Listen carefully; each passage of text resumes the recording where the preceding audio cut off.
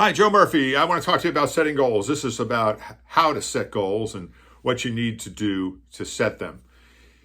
The key to setting goals is you must have something that you strongly desire.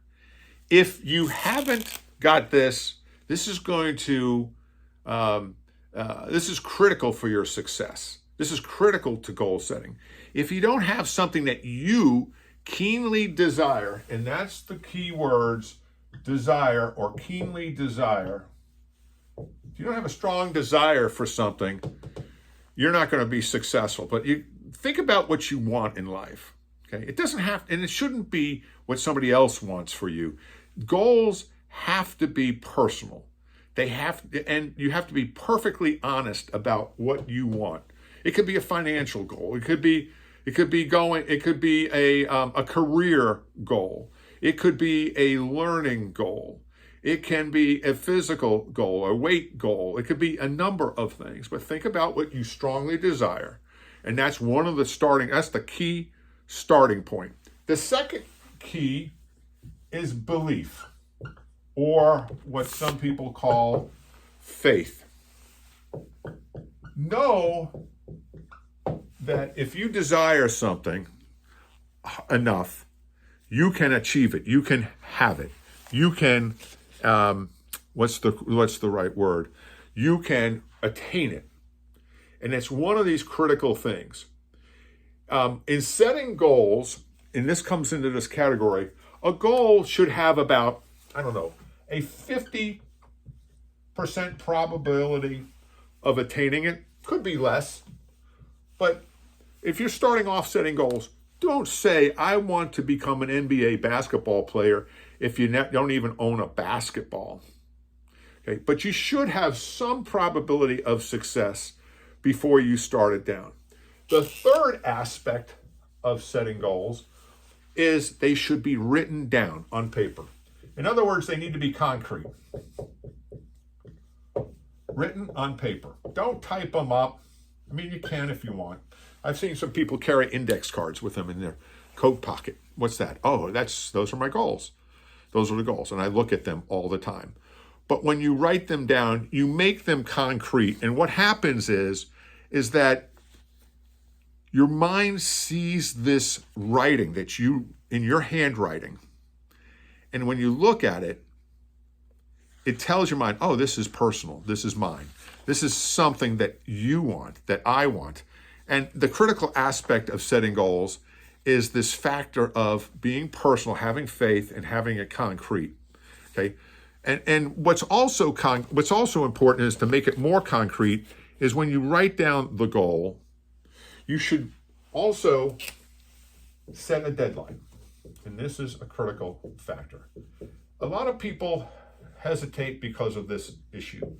Setting a deadline to some people is like, well, it's the end. What if I don't attain it by this specific date?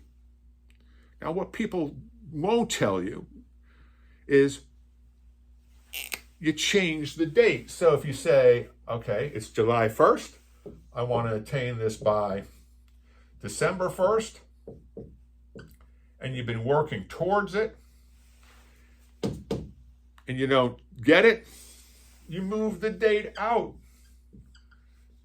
to another date, January 31st. You see, nobody's holding you accountable except you. And if you slip 2 months, it's not a big deal.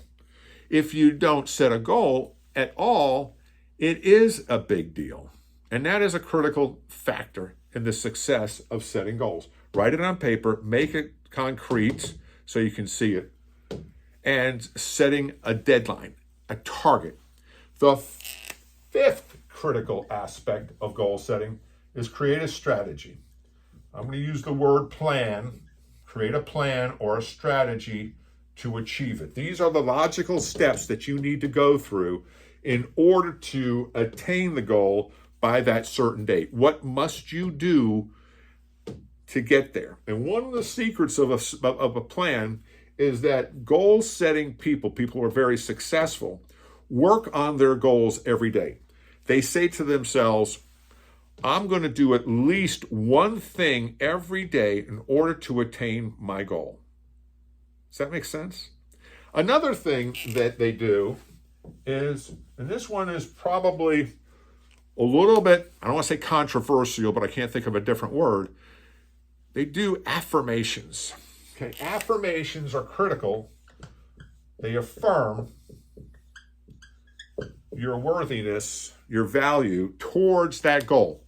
I earn $300,000 a year. Now, if you're making $10,000 a year and you're saying I earn $300,000 a year, that breaks this law or this rule or guideline up here. It's got to be something that your mind can your head can wrap its, your mind can wrap itself around, so that it seems logical. Because if it's too far of a jump, your mind's going to say, oh, that's just Joe talking again.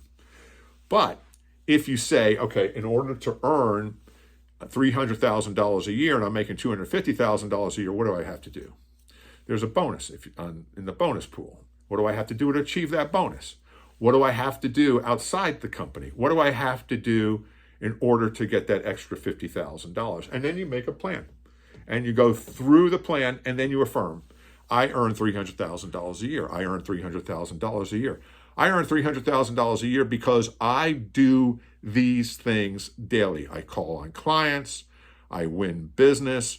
I am working towards improving my presentation skills. I'm an excellent presenter.